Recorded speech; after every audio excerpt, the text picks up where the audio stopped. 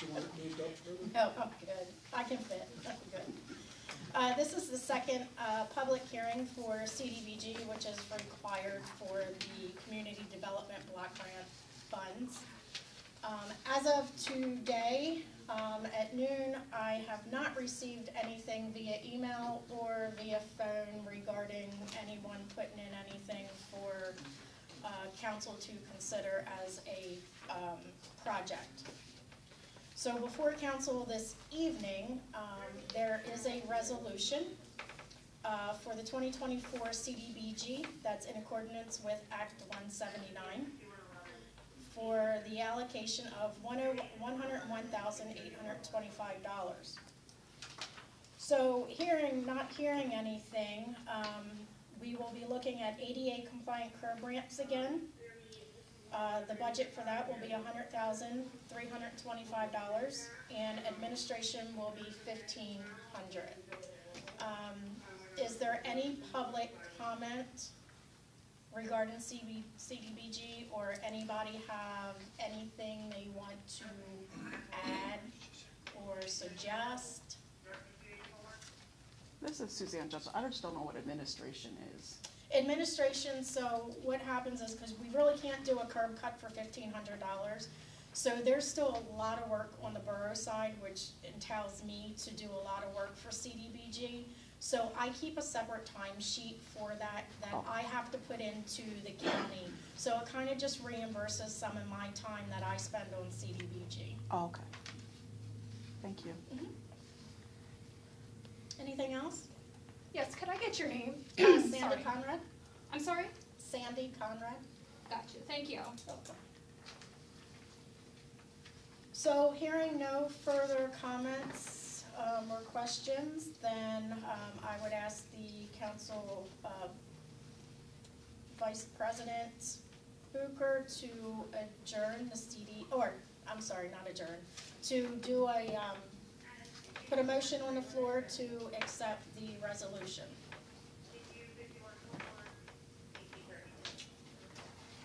There's a motion on the floor to accept the resolution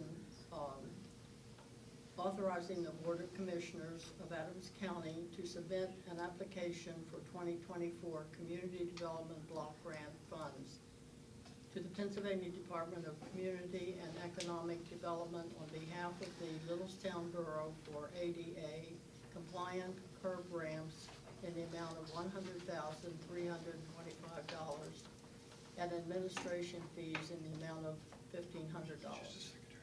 At this time, we'll adjourn the CDC hearing at what time? Well, we need a vote, Betty. 6:34. We need a motion and a second, and then a vote. Do I have a motion? I make that motion. I'll second it. Okay. And it's now what time? 6:34. 6:34. But you need to take a vote. And then do your vote. Call for the vote, Betty. All in favor? All in favor? Aye. Opposed? Motion The carries. ayes have it. Motion carried. Motion carried. Okay. Now, I think I'm up, Yep. so I'm just gonna stay up there. we reconvene for our council meeting. Public comments on the agenda items only at this time. There's no comments? Okay, then. Questions received. Secretary to respond to questions received since last meeting. I received a few questions that I'll go ahead and share with everyone. One of the things was placing political candidate signs on private property. Does Pennsylvania or Littlestown have regulations on such signs? Do these regulations take precedence over a community HOA, or does the HOA take final precedence? I did refer this individual to Chapter 500 of the code that references political signs for the borough. I also referenced him to the PennDOT website, which would be, that specifies the regulations of political signs for PA. The regulations of Pennsylvania, the borough and/or your HOA have to be followed. The borough and Pennsylvania regulations apply to everyone in the borough, and if someone fails to follow them, the borough would have the ability to start an enforcement action against the resident. In addition to those requirements, persons in an HOA have, by buying into a property within the HOA, agreed to additional regulations that are provided by the HOA. If someone fails to follow them, they may be subject to fines from the HOA. The next one was, why did council wait until now to increase rates? The first since 2012, between 2018 and March 2022, interest rates were at historic lows, and HRG noted the rate increase would be lower if debt had been issued. So I responded to this that previous borough councils elected to limit capital expenditures. Unfortunately, I can't tell you exactly what previous borough councils were thinking or did, but they limit capital expenditures on improvements with the water and sanitary sewer systems to avoid the need to increase rates and burden taxpayers. The current borough council believes that providing a high-quality public service is of utmost importance, and necessary improvements to the system can no longer be deferred. Littlestown Borough has kept debt service obligations on a loan issued to the borough by the Pennsylvania Infrastructure Investment Authority, which is also known as PennVest, which expires in 2034, and on a bond issue that will expire in 2036. Together, these bond obligations account for approximately $725,000 per year in debt service payments.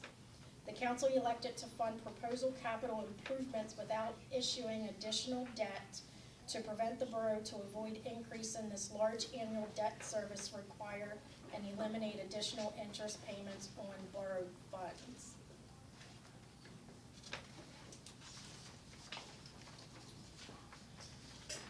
Another question was, as HRG suggested, will future increases be incremental to avoid large and abrupt adjustments? Borough Council intends to implement a policy of ongoing rate increases to compensate for the increased cost of providing water and sanitary sewer service as a public service. Specifics on this policy have not yet been determined. Why does capital account have negative balance? Why did council wait until now? The Borough Council is proceeding with completing necessary capital improvements to the water and sanitary sewer systems that have been previously deferred. The current income is insufficient to fund all needed improvements while covering existing obligations. When this was identified, Borough Council elected to complete a rate study to determine the best means to address the identified shortfall. How was the specific rate increase determined? They proceeded to say, I have looked through the May 8th, 2024 rate study, but was unable to identify the specific rate option that is now in effect. So rate increases were proposed to ensure the borough's long-term financial stability and to accomplish three primary goals: to provide adequate funding to cover operating and non-operating expenses, to facilitate funding for essential capital improvement to address infrastructure needs and maintain service quality, and to build and maintain the capital projects account. To determine the specific rate increases contained within various scenarios presented to council, HRG conducted a comprehensive review of borough income and expenses, evaluated debt service obligations, and reviewed capital improvement needs. This information, coupled with input from borough staff and borough council on rate structure and implementation of the rate increases, was used in a model to generate the specific rate increase. The council elected to proceed with the rate structure detailed as option 1C for both water and sewer rates. which was phased rate adjustment strategy to occur over a 2-year period. This method was proposed to alleviate the potential impact of rate shock on ratepayers by providing the adjustment over 2 periods. How much additional revenue will be raised by the rate increases? What will be the new annual total income for water and sewer? The established rate will provide an additional revenue to cover anticipated capital improvements over the 7-year planning period through 2030 and allow the borough to develop and maintain a capital projects account with a balance of approximately $500,000. Table A5 of the rate study report, which is on our website, provides a breakdown of water revenue over the planning period. Table B5 provides a breakdown of sewer revenue over the planning period. The next question was, requirements should derive rates, notwithstanding Table A2, what specific capital improvements will be paid for by additional revenue. The capital improvements plans for water and sewer used in the rate study are provided as slides 16 and 17 of the PowerPoint presentation, which I did attach to the individual.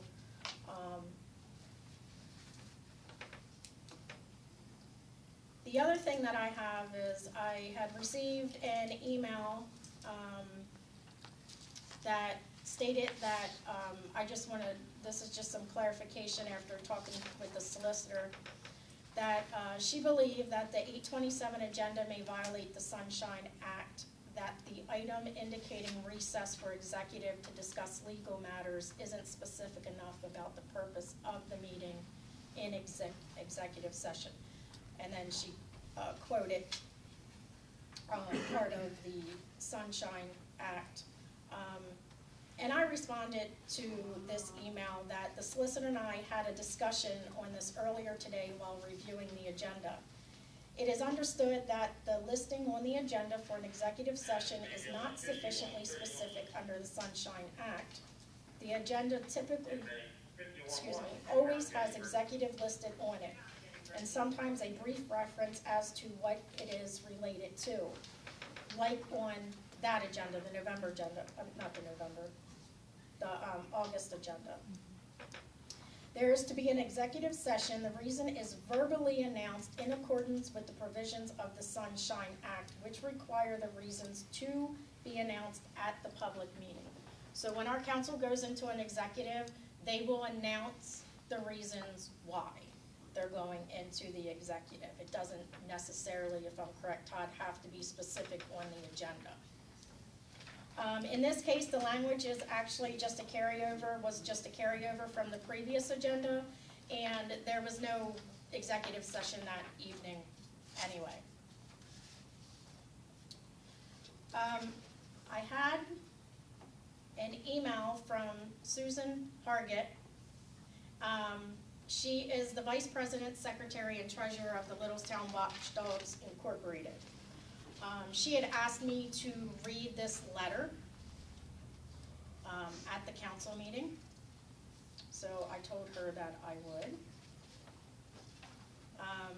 It says, this was for the Borough Council and the school board. So it says, Dear members of the Littlestown Borough Council and Littlestown Area School Board, as residents of Littlestown and representatives of Littlestown Watchdogs, we are writing to call for a critical improvement in how meetings are conducted and shared with the community. Specifically, we ask that all council and school board meetings be streamed online and made easily accessible for all residents. We understand the school board has audio, which is a big step, but it is still simply not enough. Many are hearing impaired or might not know who is speaking. Discussions are very hard to follow, and sometimes people simply can't digest audio only.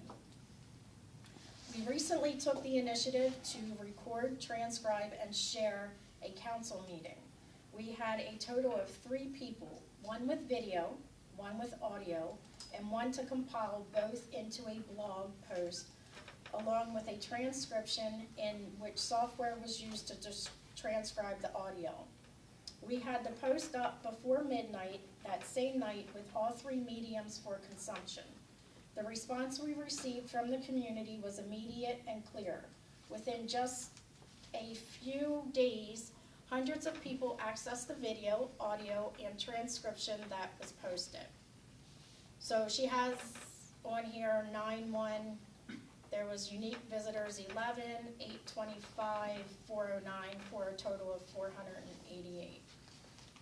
These residents would have otherwise had to wait over 2 weeks for the official meeting minutes, which often leave out important context and discussion that affect the entire community. This demonstrates a clear and overwhelming demand for accessible, up-to-date information regarding local government decisions. Waiting for minutes that don't provide full coverage is not sufficient for a community that seeks to stay informed and involved. Ensuring that the borough and the school board meetings comply with the Americans with Disabilities Act, ADA, is not just a matter of convenience, it is a legal requirement under Title II. The ADA mandates that public entities such as councils and school boards provide accessible meeting formats for individuals with disabilities, whether the meetings are held in person or online. This includes providing closed captions for video content, transcripts for audio discussions, and ensuring that documents are compatible with screen readers for the visually impaired. Non-compliance with these standards can lead to legal consequences, but more importantly, it excludes individuals from fully participating in governance of their own community. Making meetings ADA compliant benefits not just individuals with disabilities, but the entire community. Accessible meeting formats such as a captioned video streams and searchable transcripts allow parents, busy residents, and those unable to attend in person to stay informed. By ensuring that meetings are ADA compliant, borough councils and school boards foster a more inclusive, informed, and engaged community. This is all about accessibility for all, ensuring that everyone has the opportunity to stay informed, regardless of their circumstances. This is not just for the disabled, elderly, or those with busy lives. It benefits everyone, whether it's a parent juggling work and family or a resident who cannot attend meetings in person. Making these meetings available online allows them to participate in the governance of our own community. We believe that taking this important step will strengthen our community's connection to local leadership and ensure that more people have the ability to understand and engage with the important decisions being made in the area. We respectfully urge the Littlestown Borough Council and Littlestown Area School District to implement video streaming of all meetings as soon as possible. Doing so will ensure that no resident is left behind or uninformed. Thank you for considering this request. Sincerely, Susan Hargett. Now, I can speak on behalf of our council. I know that they have stated several times that they are not opposed to, I know, audio of the meetings. We just haven't had our own meeting space yet to do so. So it's not equipment I'm going to keep carrying back and forth and in my car that doesn't belong to me. Now, as far as transcripts and video, that will be up to our council, but I know they have discussed it, and our council would also get with their legal, with Todd to discuss that too. Todd, is there anything you want to add? Okay. No. We So- need to reconvene 6:45 for Borough Authority. Yes, I couldn't stop in the middle of my letter. Not my letter, Susan's letter. Borough Authority at 6:45.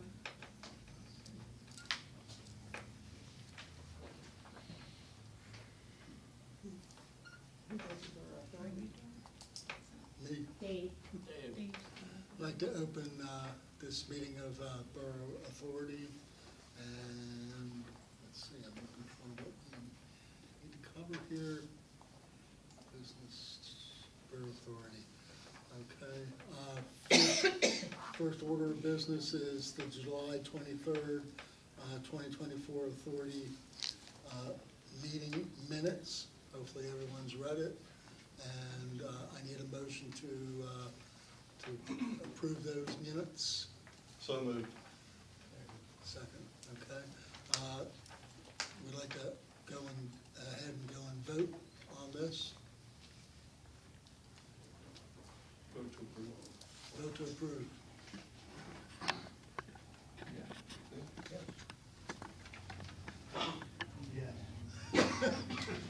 Yes, motion carries. Okay, the next one is for Garrett Overlook sales agreement.